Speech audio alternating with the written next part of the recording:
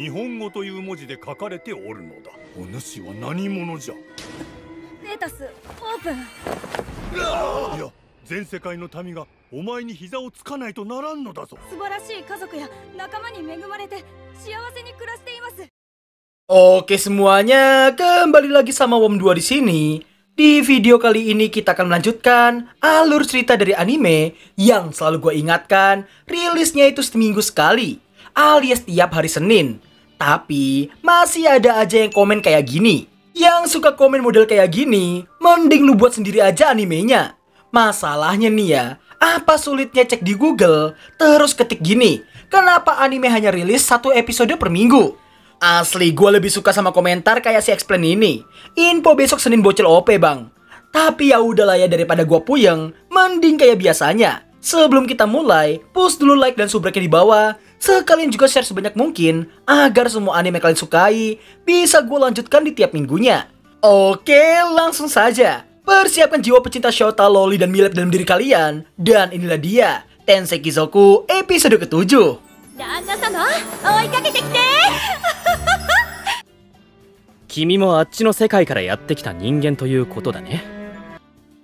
Scene dibuka dengan memperlihatkan Kain yang tengah membaca buku sihir tingkat kaisar yang diberikan oleh raja sebelumnya.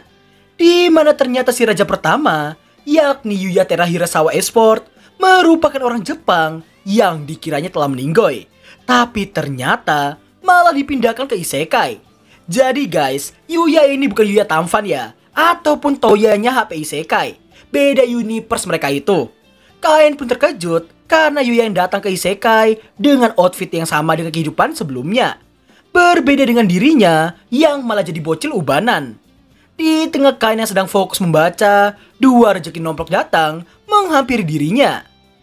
Kain-sama, nani shiteru desu ka? Benkyou shite no ne?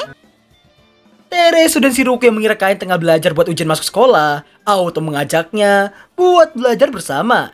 Namun Kain menolaknya.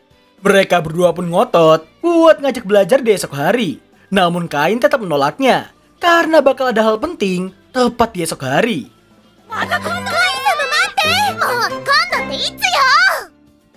Baru aja terlepas dari dua maut Loli barusan, Kain sudah harus menghadapi waifu ketiganya.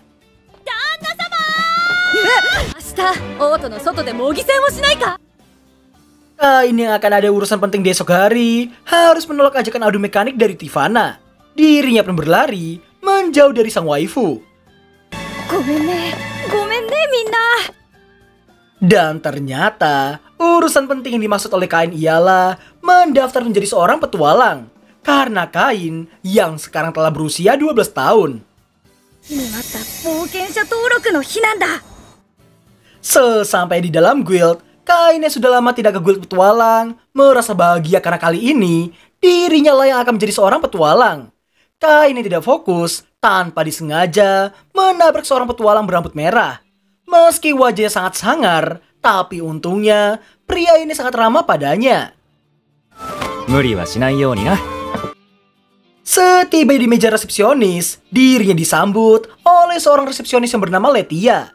Di saat Kain yang diminta untuk mengisi formulir, Kain yang bingung untuk memasukkan gelar barone atau tidak, dirinya lebih memilih untuk tidak memasukkannya. Setelah itu, Kain diminta untuk memberikan setetes darah di atas sebuah batu kristal.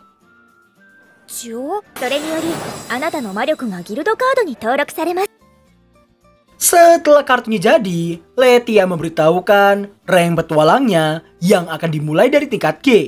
Kain pun teringat tentang kedua senseinya yang dulu berada di rank D. Dirinya pun penasaran bagaimana kabar mereka berdua. Di tengah Kain dan Letia yang sedikit ngobrol, seperti biasanya, NPC Gaguna muncul dan menggoda Letia. Oi Letia! Gaki no aite shite nai de ore tachi no aite mo shiru. Kain yang merasa dijavu dengan kejadian seperti itu nampak menunjukkan ekspresi yang membuat ketiga NPC itu menjadi tersinggung. Dan hal tersebut membuat mereka bertiga langsung menyerang Kain begitu saja.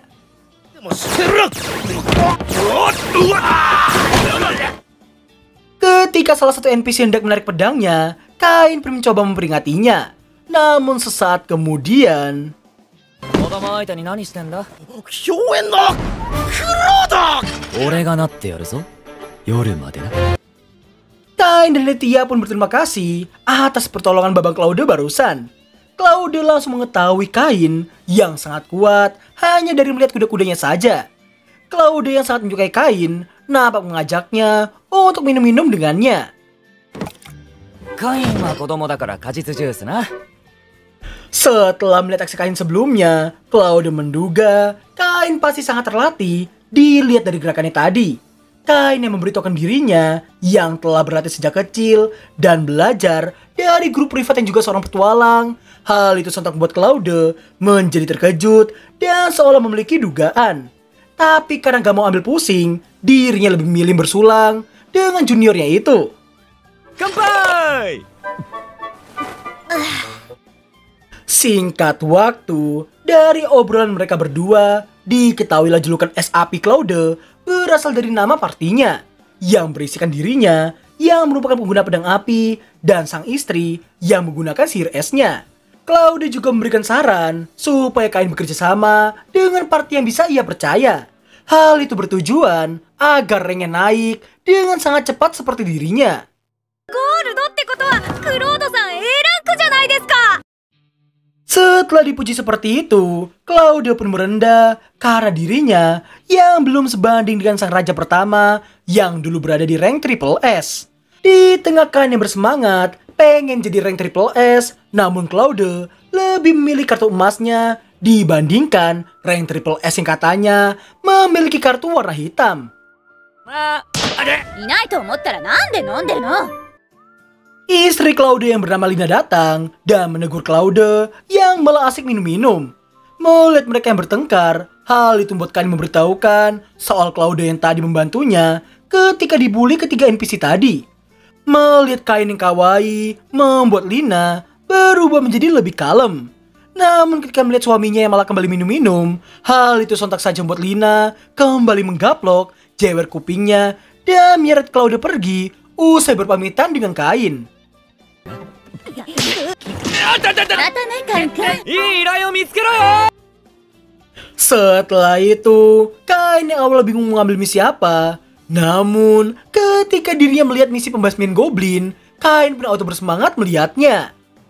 僕の初依頼はこれだ。 Baru aja senang dengan misi pertama yang akan ia ambil, Kain yang baru aja keluar gedung sembari berlari ceria. Namun secara tiba-tiba, alasan Tivana dan juga Daim yang ada di sana itu karena mereka berdua yang akan melakukan pelatihan kesatria di luar kota. Namun setelah Tivana mengetahui husbunya itu yang akan menjalankan misi pertamanya sebagai petualang, malah sanak jidatnya memutuskan untuk ikut dengannya dan menyerahkan urusan pelatihan kepada Daim.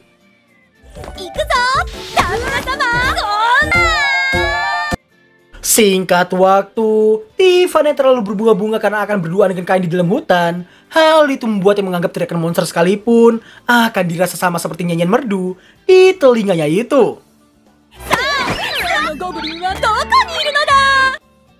Mendengar ucapan Tivana, membuat Kain langsung menggunakan skill pencari miliknya. Dan ternyata terdapat gerombolan goblin yang tak jauh di depan mereka. Mendengar membuat Tivana melaju terlebih dahulu, namun bukan untuk membasmi goblin, melainkan menggoda husbunya sendiri. Setibanya mereka di TKP, Kain dan Tivana mendapati seseorang yang tengah dalam bahaya. Dengan sangat sigapnya, kedua pasangan bucin ini menyelamatkan orang itu dengan formasi Tivana attacker dan Kain sebagai healer. Tivana kemudian bersiap dengan pedangnya dan langsung menerjang maju ke arah para goblin.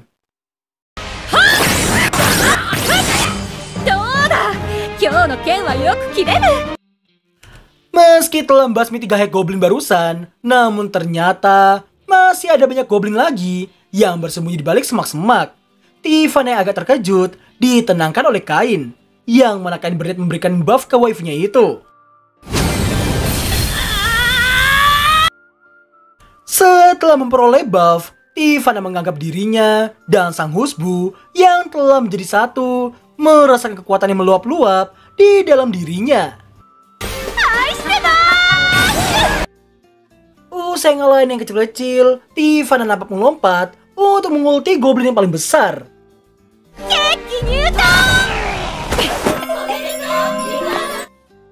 Di tengah Tivana yang halu, banyak monster Green Lizard yang muncul secara tiba-tiba.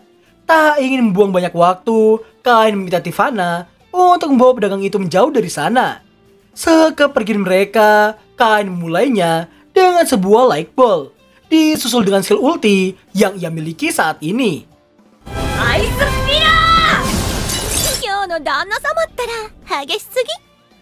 Setelah kejadian barusan, ternyata para Green Lizard itu seharusnya dibasmi oleh Millie dan juga Nina. Tak tahu apa yang terjadi, tapi karena gak ada kerjaan lagi, Nina lebih memilih untuk pulang saja. Di lain sisi, Kain kembali untuk melaporkan hasil misinya yang malah bertambah jadi misi pembasmian kadal hijau. Hal itu sontak membuat Letitia terkejut dan memanggil atasannya yang kita panggil aja Pak Agus.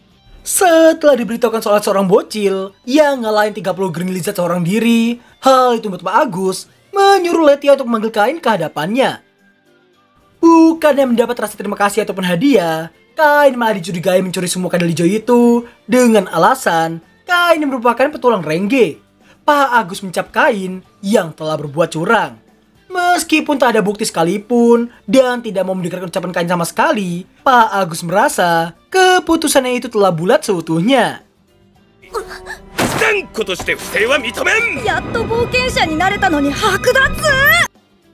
Tak lama kemudian, Guild Master datang dan mempertanyakan keributan apa yang sedang terjadi.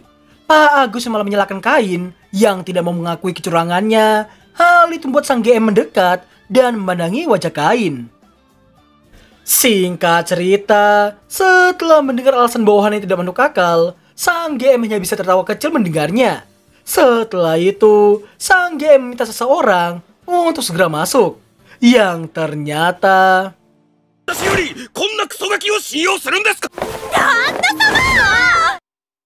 Kain yang tak sengaja berucap soal pertunangan mereka yang masih rahasia. Hal itu jelas membuat Pak Agus dan Letitia terkejut mendengarnya.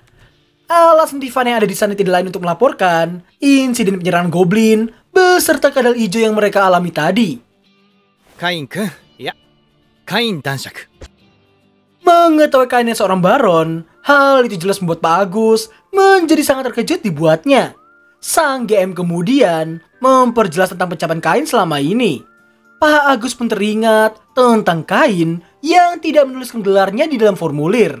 Kain pun menjelaskan itu karena dirinya yang tidak ingin diperlakukan sebagai seorang bangsawan.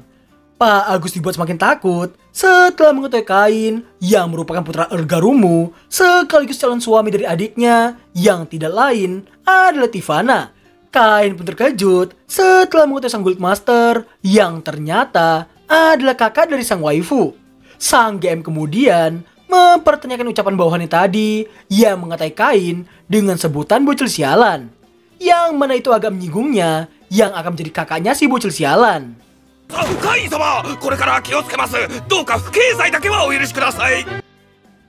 Kain pun bertanya pada Tivana, apa itu lese majeste? Tivana pun menjelaskan itu adalah aturan di mana bangsawan bisa mengeksekusi rakyat biasa yang berkata kasar padanya. Mendengar yang membuat Kain merasa tak akan mungkin melakukan hal sekejam itu. Singkat cerita, setelah menerima laporan tentang basmian 30 kadal hijau itu, sang GM berniat menaikkan rank Kain ke tingkat C sebagai tanda permintaan maaf mereka. Kain yang terkejut nampak dipeluk oleh Tivana yang merasa rank C tak akan cukup untuk Kain. Tidak cuma berhasil mengalahkan seekor Red Dragon di usia 10 tahun, tapi juga karena Kain yang jauh lebih kuat darinya.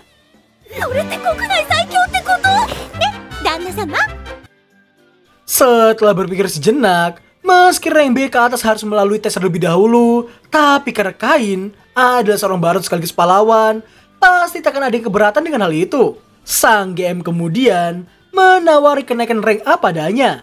Mendengar sontak membuat kedua bawahannya terkejut, karena itu kali pertama seseorang dinaikkan ke rank A di hari pertamanya. Sang GM pun tetap memberikan satu syarat, yaitu Kain yang harus membasmi para perampok. Kain pun dengan senang hati akan menangkap semua perampok yang dimaksudkan. Sang GM pun meminta pada kedua anak buahnya untuk mengurus semua dokumen yang ada.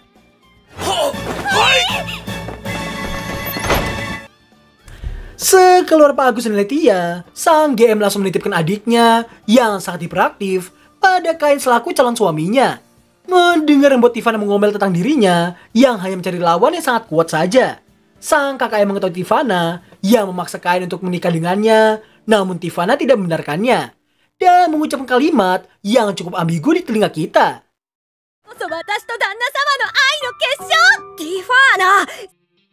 Di tengah kebersamaan Kain dengan Tivana dan juga sang kakak, para dewa nampak sedang memperhatikannya. Dewi Reno yang merasa terlalu berlebihan memberikan semua sihir level 10 padanya, namun Zenom malah merasa Kain yang harus jadi lebih kuat lagi. Dewa Sarnos mempertanyakan tujuan Zenom yang berniat membuat Kain menjadi sangat kuat.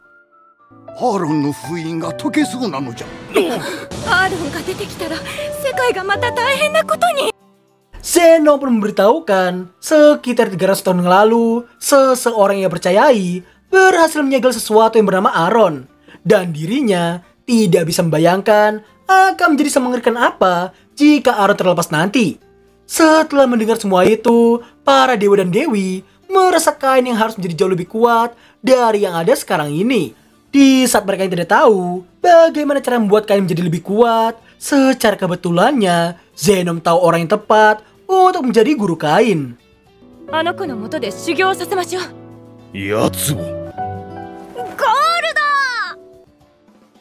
Scene ditutup dengan Kain yang baru aja menerima ajakan Teresu dan Shiruku untuk belajar bersama. Namun kemunculan Tivana membuat Kain dalam bahaya karena dirinya yang menganggap melawan monster di dalam hutan itu sebagai sebuah kencan. 私たちは断ってティファーナさんとデートしてた。よろしくね、カイン先生。正座